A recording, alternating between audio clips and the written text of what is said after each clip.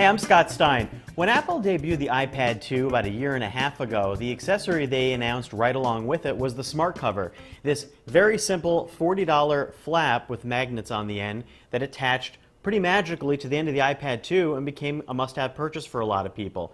It's versatile, but it never protected the back, and they used to make a folio case for the original iPad that did totally ensconce the original iPad device.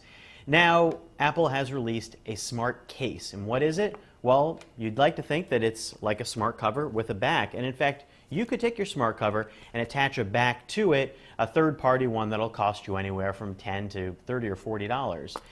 Apple makes a case that does seemingly what that advertises, but really it's just a folio case. That's not bad, but it's kind of a throwback case.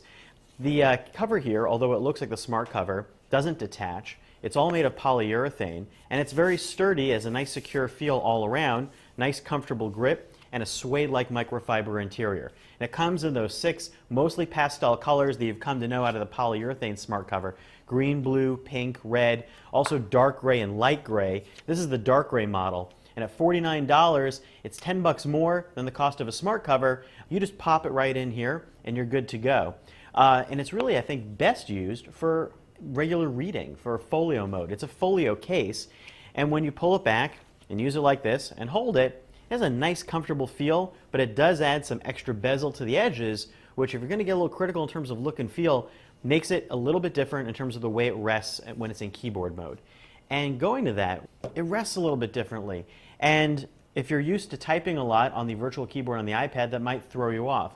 This also stands up in landscape mode, just like the smart cover, but it rests pretty wobbly in a way that I really couldn't recommend for most people.